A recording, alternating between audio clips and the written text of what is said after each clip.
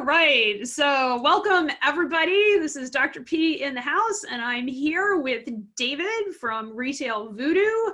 And I'm just going to let David introduce himself. We're in for a really great podcast today. I'm so excited to have him here. So take it away, my friend, and tell us all the things.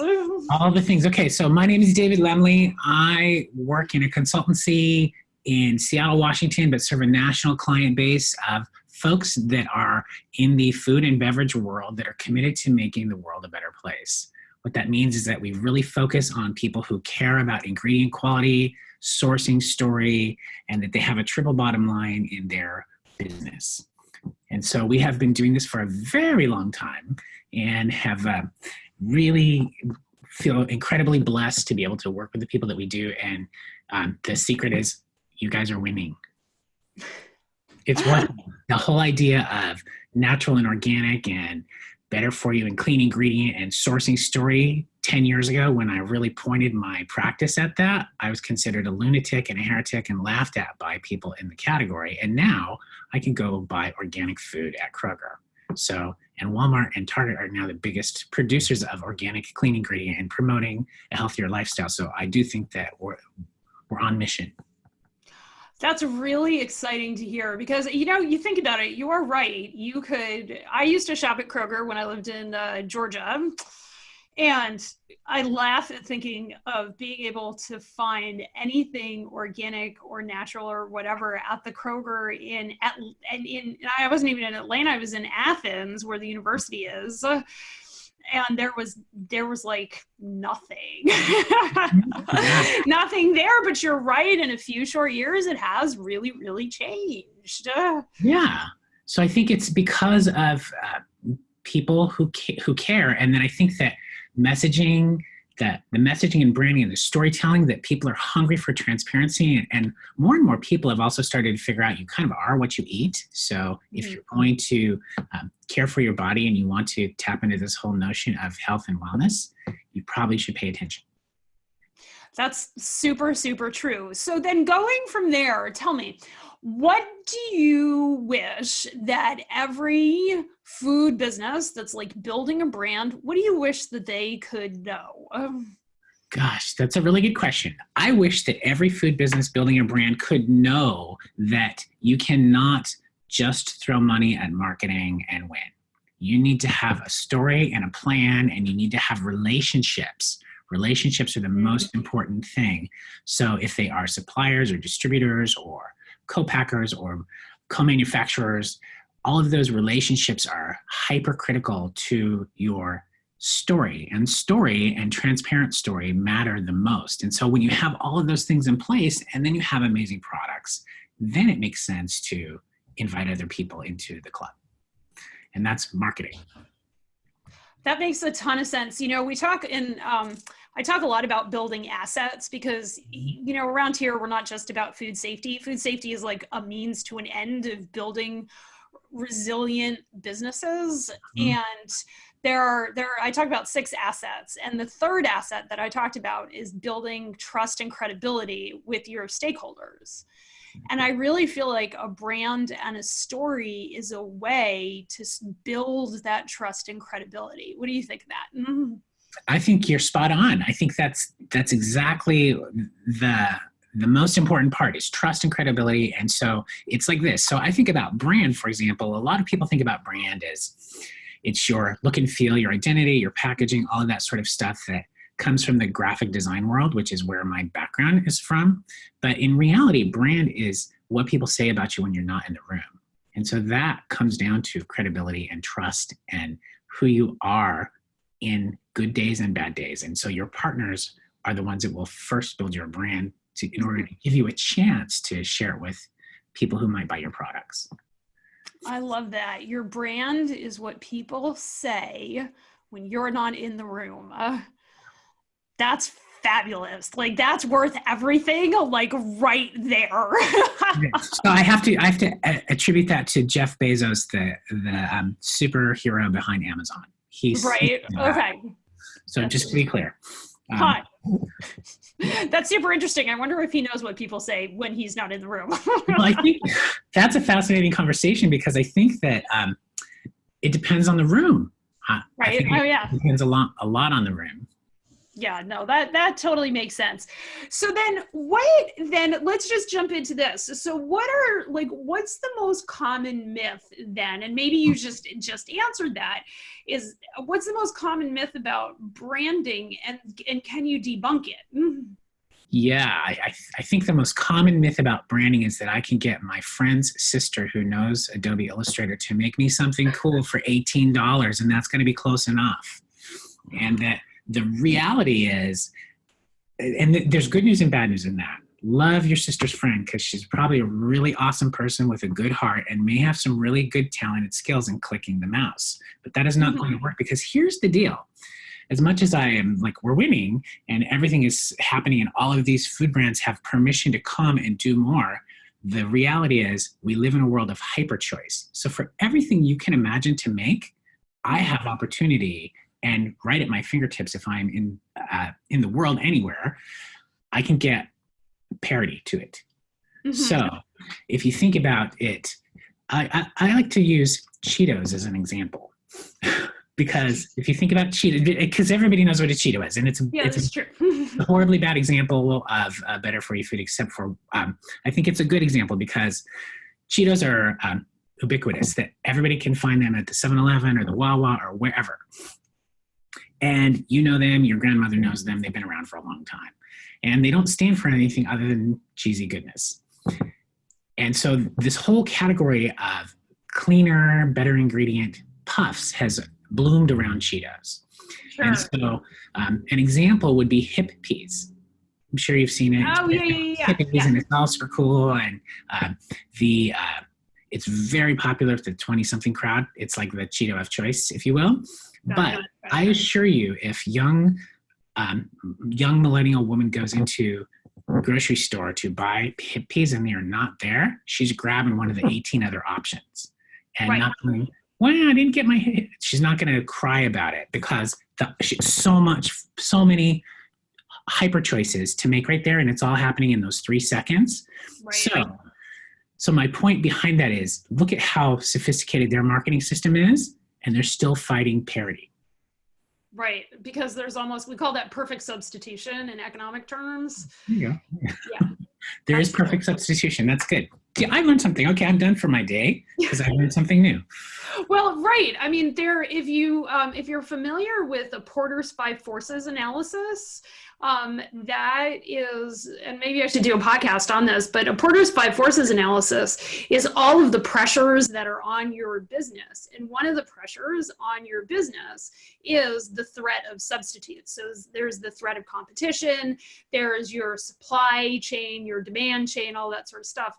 And Porter was, he was a professor at Harvard Business School. But the threat of substitutes is there. And it is, as we look at it in food economics, the threat of substitutes is what makes something a commodity. So chicken is a substitute for beef, and everybody knows it, which is why you have the Chick-fil-A campaign of eat more chicken, right? It's dairy cattle saying eat more chicken because chicken is a perfect substitute is a complete substitute for hamburgers. And so that's super interesting. It's super interesting. And so then how does a brand play into that when there are so many, like in any category, in drinks and snacks, in any CPG category you could think of? We have basically hyper choice or perfect substitution. So how does a brand play in that and succeed and win? Well, again, great question. I think it comes down to trust and relationships and having a story that I care about, or that as a consumer can tap into and care about. It really is why you exist beyond your product and your profit. So what are you doing as a citizen brand, a citizen of the world, as a brand, as a manufacturer, as a farmer? That is very important to people today. And that is how you get differentiation and you overcome price objection. And in a sea of 18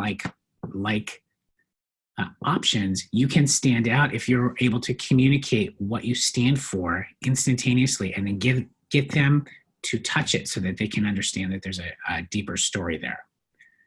That's how you win. That's super interesting. It's all comes, down to telling like an interesting story. Mm-hmm. It is. And so, in the world of brand, there's like story is the new, it's not new, but it's the buzzword. Like it all comes down to story, but you have to have a story that is real. It has to be credible with the way the world works. I can learn anything about anything I want to know or anyone I want to know in a matter of moments. And so if my story smells funny, I'm going to get backlash, or a brand is going to get backlash. So this whole idea of trust and transparency, while they seem really buzzy, they are critical to the success of a brand over time. When I talk to my clients, when I'm coaching them, we talk a lot about being a product of your product. And I think that consumers can tell the hypocrisy. Everybody can spot greenwashing or organic washing or natural washing or whatever, because the companies are not being a product of their product. And I think it's super interesting in local and sustainable food and agriculture, how we really get to tell the story of being the product of our product. But are you really doing that in your company? And how does that, like the mission, vision, and values, how do you incorporate that in your work so that people are coming across as their authentic selves? Well, again, great question. I think that this is going to be such an interesting answer, because I can't wait to hear what you say. Because the way I think you do it is, I think that you have to make it so plain English and plain spoken that a fifth grader understands what you're saying. And that everyone, therefore, inside your organization can scat with the mission and understand what the vision is and knows how to do their job and hold up the integrity of the organization. And if you don't have that, you have corporate hyperbole, and people will skirt around it whenever possible. That's really interesting. And what that makes me think of is that, in the work that we do, and this is true across any organization, whether you're in a service-based consultancy or you're a farmer or whatever, there's hard work that we have to do. And what is it that Mark Twain said about writing? I could have written less if I had more time. Yeah, exactly. Yeah. I could have done a better job if I had more time, or I could have gotten simpler. I could have made it simpler if I had more time. Right, exactly. And this being able to convey your mission, your vision, your values, your branding, whatever, in simple, easy, doable, and digestible steps is really hard for people, because it's hard to do that. It's hard if you have, for heaven's sakes, I have a doctorate. I know a ton of farmers that have master's degrees. Yeah. And that I like to call it the long Latinate language that we all paid a lot of money for. We love our Latinate words, right? And making it so that it's simple, easy, and doable can be incredibly hard. But what people do is they make it complex.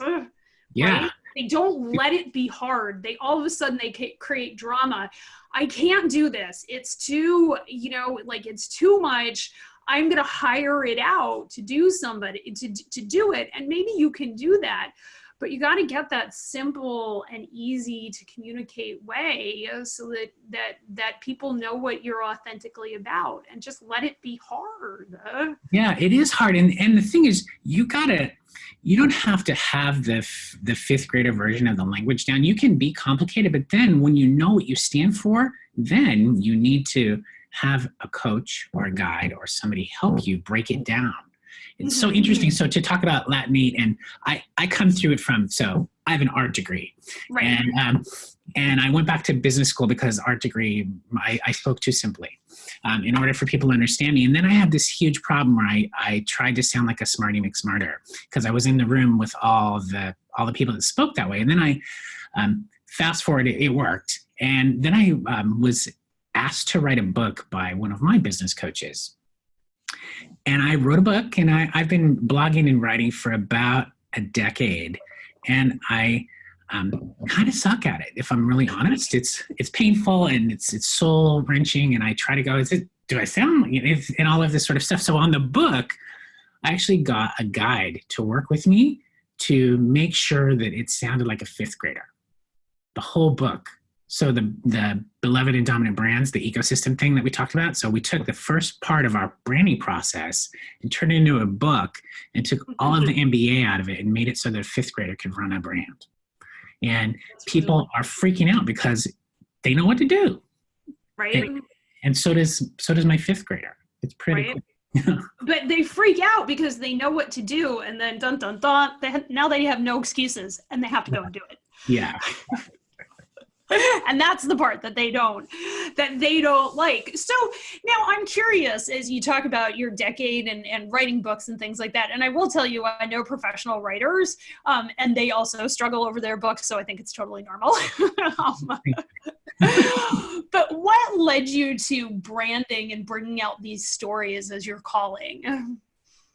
Well, so I got to it through a really interesting way. So I was, again, a graphic designer from day one. That was what my education is in. And I was lucky enough to get in, to be in the room when it happened a couple of 3 times very early on. Mm-hmm. And I watched and I realized that if I didn't speak a certain way or address the business problem at hand or the pain points or the team psychology, that I was going to be the decorator. Mm-hmm. And so I worked really hard to study and learn team organization psychology, leadership psychology, and also the basics of how their business and why they would use a designer in the first place. And then yada, yada, yada, that worked. And I realized that was going to be this was happening actually in the 90s. So branding was not a thing. It was just a lowercase b on the word. It was not a capital B. There were no degrees available in it. Uh-huh. And so we're kind of like swimming out into completely new territory. And the harder I worked, the luckier I got, and the more people who actually knew what they were doing I ran into. And so I just became a student of the process of it. And sometime in the middle of the 90s, I realized that I was driving the bus. So instead of feeling like, okay, this is so great, that's when I went back and studied business. So I took once I was in the driver's seat on the bus, creating brands for people, rather than going, hey, I want to get lucky again. I wanted to be able to create a formula. And that formula came down to organizational psychology, leadership, understanding the tenets of their business, and being able to lead teams through this process of getting it down to fifth grader language. Right. And so that, again, felt lucky, felt confident, and it was over the course of the next 5 years where branding became a thing that it became really amazing and powerful. And that's about the time I started saying, hey, what if we tried to point this for good? What if we tried to do something that would help people make the world a better place? Right. And so I went from wanting to make the artifacts to wanting to influence the story and influence the relationships. And that is really how I came to become all about branding for this business as a force for good idea. Interesting. And so by artifacts, you're talking about like the graphic design and like the logos and all of that stuff, what it looks like. Is that what that means? Yeah, that's what I mean by that. Exactly. Okay. All right. That's completely fascinating what you're talking about organizational psychology and things like that, because for years, all I did was write people's food safety plans. And I would like vomit documentation on them because seriously, it's like 6 inches thick, right? As it, kind of should be maybe. And I realized that just giving them the artifacts, I love that. Just giving them the artifacts doesn't bring about the transformational change that they are looking for. And it really is the psychology behind it. It really is understanding how they approach their work and their world and their universe to bring their message across and bring their story across. Yeah, it's so important in every aspect of whenever you are taking a stand for something, or quality matters or integrity matters, the why underneath is more important in here than the what. Right. The what can be done by anyone who has the documentation, but the why has to be internalized. Right. And like when you have a good why, you can do any what, because you're just going to keep going. Exactly. There's a book, Simon Sinek wrote a book called Start With Why, and I'm a huge fan of it, and follow him on many social media channels because he's always putting 5-second to 90-second videos out, and he's very inspirational. Right. Yeah, no, Simon Sinek, I've talked about his latest book, The Infinite Game, and what we are talking about is an infinite game. I mean, getting your story out there is something you will always be doing. It's not like you've told your story once and you're done, right? Yeah. It's important because people have incredibly short attention spans, and if you're alive on planet Earth, it's very important to realize that your business, your practice, your humanity is a lot like the movie Groundhog Day. And that you will get a chance to refine and tweak and modify and grow and get better every day if you choose to. And if you don't, someone else will get better, and then they'll tell the story better. Right. So that brings me to another question is what's the most common reason you see your clients or your target market or whatever giving up and failing and just quitting on getting their brand, their story out there? Well, I see a lot of people who kind of either they become opportunistic rather than strategic. So what that means is that, well, because I can make it or because I could make this deal, I do it. Doesn't mean I should. And so they kind of, what I think is deep in their heart, they forget who they are and why they exist beyond making the profit. And they go for the opportunity, even if it deviates their storytelling. And then they get into these compromised positions where they might have 6 or 10 things that are not who they are, that are happening around their business. And over the course of time, it becomes who they are. So they get really focused on transactional business rather than relationship business. And transactions are no fun at all. Right. But conspiring together to make something happen and helping both sides win kind of rules. It's the best thing. So I think that is that they become disheartened or they become very pragmatic, and then it becomes about money. Whenever you have money and pragmatism and transactions, you're bored. Right. And I think that is the fundamental reason people kind of give up, if you will. Okay. Yeah, no, I mean, I see that because if you're always chasing the next dollar, then what you're concentrating on is the chase and how you think that dollar is going to make you feel, as opposed to like feeling awesome about what you're doing now, irrespective of the dollars. Yeah. I mean, it's so important because money in business is a little bit like oxygen if you're a human. If you run out, there's going to be a problem. You're going to pass out at some point.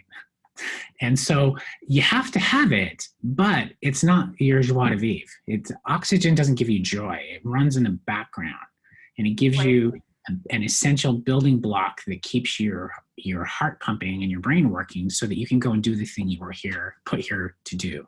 And when people think about their business that way, they don't burn out. They feel blessed, and they feel like, oh my gosh, I get to go do this again today. What a great gift. And that's what it's about. So then in thinking about your entrepreneurship journey and your work with people, founders and entrepreneurs and things like that, what advice would you give to somebody who wants to be a food entrepreneur, whether they're a farmer, manufacturer, or whatever, or who is just like starting out in this entrepreneurship journey? The advice I would give them is, if you want to do it by yourself, do something else. If you don't want to make a team and you don't want to collaborate and create a network of like-minded humans, it's going to be a long, hard slog. But if you have a team around you that share your vision and your passion, it's much more fun. And fun is fuel. Right. No. Yeah, no, that makes sense. I mean, I tell people food safety is a team sport. Yeah, it's good. Right, because we can't, I mean, there are so many super important things that you have to think about. Very few people can do all of that thinking. I mean, even me, I've got a doctorate. I've been doing this, sleeping and breathing it since 2006, really. And even I don't, even I can't do it all by myself, nor would I really want to, because different perspectives and if are so important. Yeah. It's important to have people who can reality check you and people that you trust to question your thinking, or to have that advisor that you can go to say, hey, I really need to know how to do yada yada. And there's no shame in that. Like, if everybody had all the answers up front, it would be unfair. They would be superhuman. And that just isn't how it works. So think of it as learning, and team sport is a great way to think of it. Entrepreneurship is not a solo deal. It's a team sport. Right. Yeah.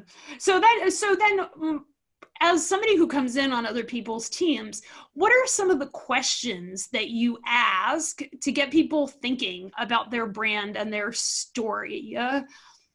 My favorite question I learned from this group in Canada called Strategic Coach.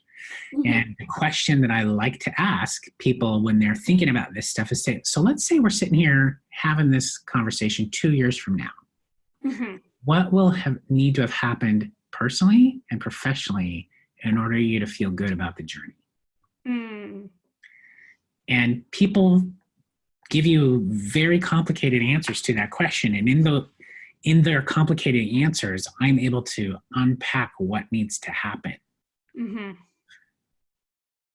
Yeah. Because again, just I was going to say that change, like let's say that you come to me and you have a business, and my cold-hearted expert assessment is we need to change everything. Well, that's not going to work if your psychology is not up for it. So if we don't understand what's in it for you personally, we can't make the changes necessary. So it's not just saying, let's go check all 27 boxes that need to be checked. It's saying, well, let's resequence those boxes around the humans involved and what their taste for change is and what their appetite for rigor is, and be able to reorganize and sequence them in a certain way so that business can be successful. It's almost like all processes in a business revolve around the people in that business. Exactly. Who knew? Exactly. Right. Because your processes, and I'm talking about those assets in a business, your processes are an asset in your business. And the process by which you get your brand, you tell your story, and you bring your authentic self out into the world is a process that creates an asset in your business. And over time, it's the only long-term sustainable business asset that cannot be stolen or cannot be out optimized or out cost engineered. Right. Nobody is your story except you. So you got to be brave and be willing to tell it so that it's compelling and doesn't try to sound like you're superior to other humans. I love that. You got to be brave. So talk to me a little bit about being brave with your brand. Well, so think of it like this. So if you go out and say that there is hyper choice and there's parity and commoditization of any category that we can think of, or the risk of commoditization of any category that we can think of, if we're going to take marketing and we're going to run the standard marketing program, we're going to sound like the 18 competitors. And so being brave is being willing to using your values and why you exist beyond making a product and a profit, to understand how you're going to connect with humans' lives, and to do that in a way where you sound different than everyone else in the category, because you are different than everyone else in the category as people. And so when I'm thinking about things like values and brand pillars and missions, we always tell our clients and argue a lot about it in the studio here, that we want the words that come out of our mouth to scare the living daylights out of anybody who would compete with the brand we're working on, because they can't just shoplift them, because they're so uniquely ownable to that set of humans or that idea. So that's what it means to be brave, is look for things that when you hear them and you learn to say them, they might be so true they make you uncomfortable because no one else in your category can say it. That's when you know you're being brave. And I have an example of that. We worked with this company, Essential Water, and it's water marketing is about as, oh my gosh, and is about commoditized and parity as you can get. So, right, seriously, bottled water. So we worked with them, and the thing that we came up with was understanding who the team was, who the scientists who created the technology, what they stood for, what the organization wanted to do. And we worked on all of those sorts of things, and we realized that they had a set of beliefs that were not being communicated to the world. And it was about being egalitarian and tolerant and open-hearted and wanting to help youth and wanting to protect the future of water.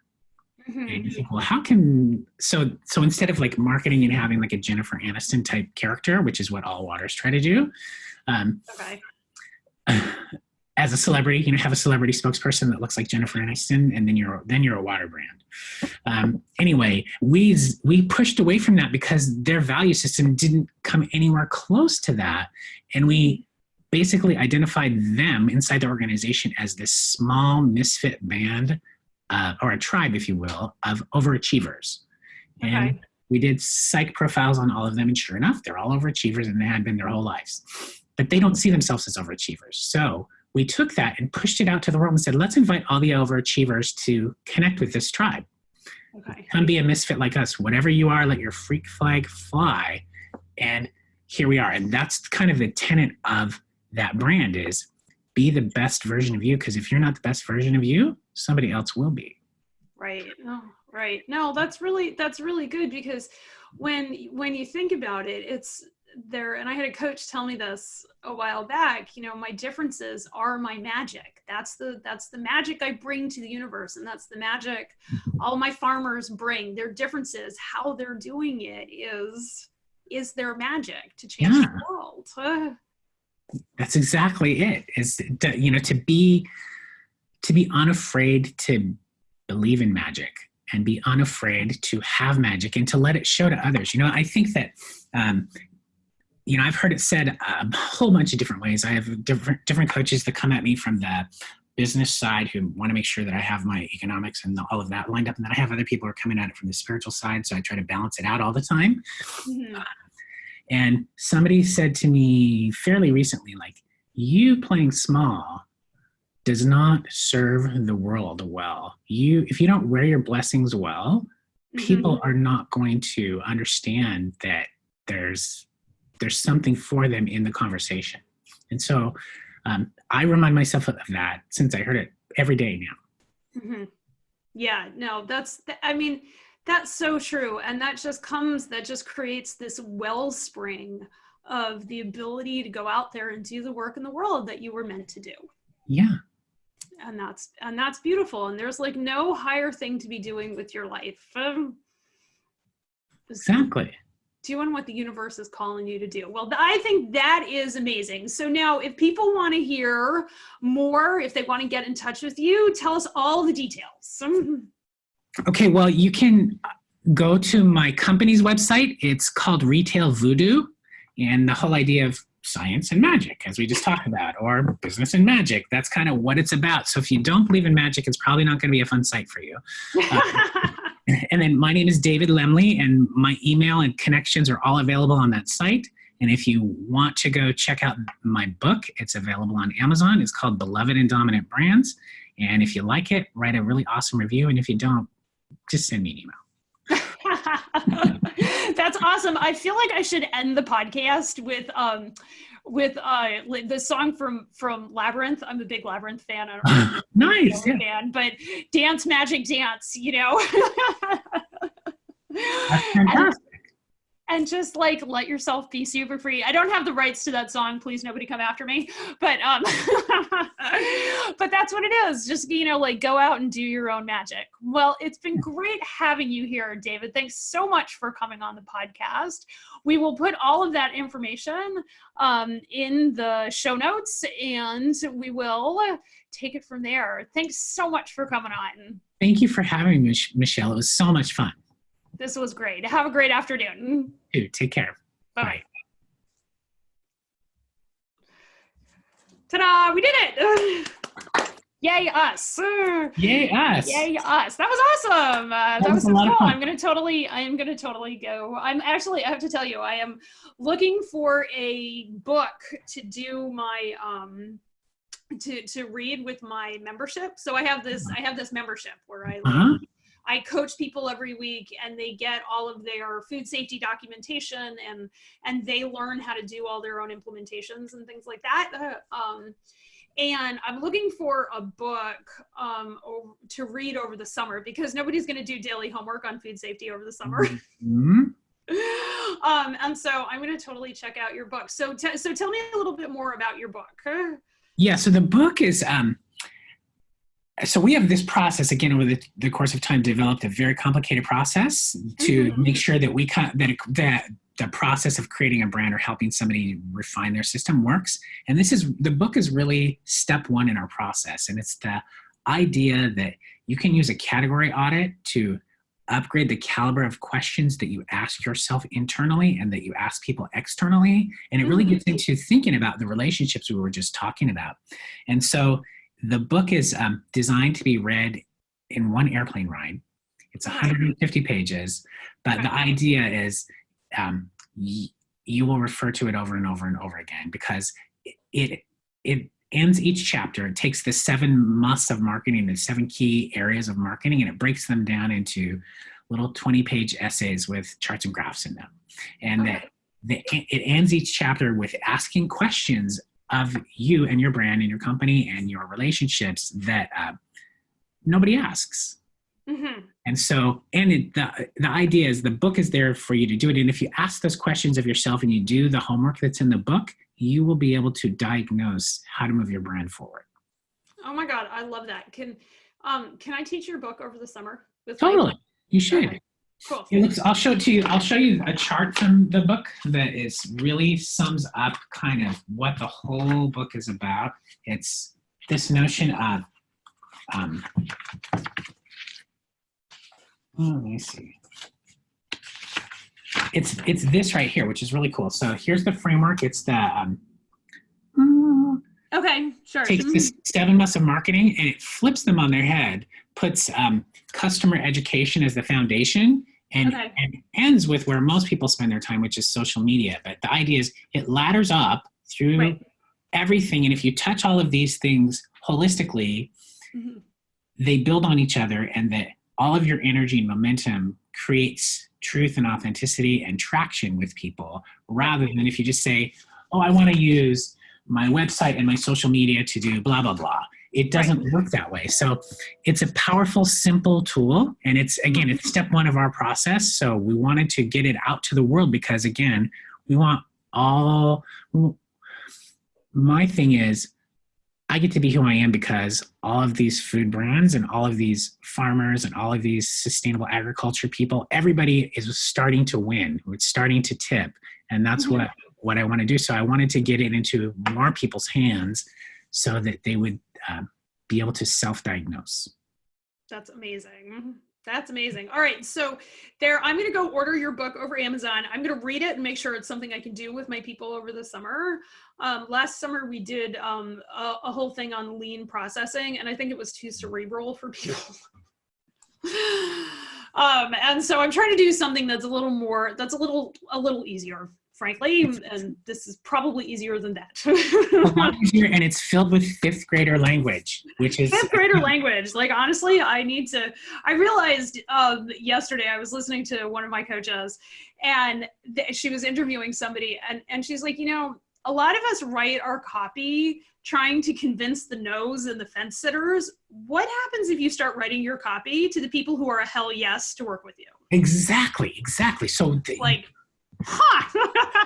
you go, oh my gosh, yeah, it's totally different. And so it's so funny because we do that. So I have, I am married to my business partner, which is a whole other thing. We have a family business too. So it's awesome, and it's terrifying, and it's the thing, but we have that conversation you're talking about all the time because there's an earnestness that comes out when you're trying to overcome objection of somebody Right. who's never going to believe. And if you Right. approach it from that perspective, it's no fun at all. Yeah. Yeah. And again, that goes back to the book. The coach that I had, she just kept saying stuff like you just said, which is, well, imagine if you wrote this to somebody that believes, or imagine if you wrote it to somebody who's sitting on the edge, ready to ask the hard questions or get out of that part of their business because it doesn't feed their soul. Right. Yeah. No, it's totally true. And I think that the more we find our ways to speak to the hell yes, and stop trying to convince people, because I think when we're trying to convince people, we're still in that game of trying to convince ourselves. Yeah, which is never going to happen. Right. Exactly. So this has been amazing. All right. Well, cool. Well, I'm gonna order your book. I'm gonna read it. Thanks for coming on the podcast. It's been super fun. This was great. And if there's ever anything I can do, like if people come to you and their brands are about to die because because they're in recall or whatever, let me help them before they die, please. Yeah, it's good to, yes, there are a couple of times when in the past where I had wished I had known you, because they did do exactly that, and took a year to recover from something that I think they could have fixed in a matter of weeks. Yeah, that is so right. So that's what, like, I do recall clients. And I'm not going to lie, I'm expensive, but by the time you're in recall, you probably have, I don't know if you have this idea in your branding business, but deferred maintenance. Yeah. Oh yeah. Yeah. And there's so much ground you have to make up by the time that you get to a recall, or a catastrophic event or whatever, that it takes, all that investment you didn't make for the past 5 years. You got to do it now. Yeah. Now's the time, my friend. So yeah. So if you have, if you have folks like food brands and stuff like that, I would love any referrals, because I've never had anybody who's gone into recall that's a client go out of business. And a recall shouldn't be a reason to go out of business. It's actually a really great reason to fail forward. Yeah. Fail forward is a good mantra. Yeah, there you go. All right. Well, cool. Well, it's been amazing talking to you. I will probably be in touch about the book with questions and all that good sort of stuff. Yeah. So maybe when you're out here in April, we can chat about it. Have a little coffee talk. I'd love that. Coffee and talk. That sounds perfect. Thank you so much, Michelle. All right. Thanks. You have a great day. Yeah, bye. Bye-bye.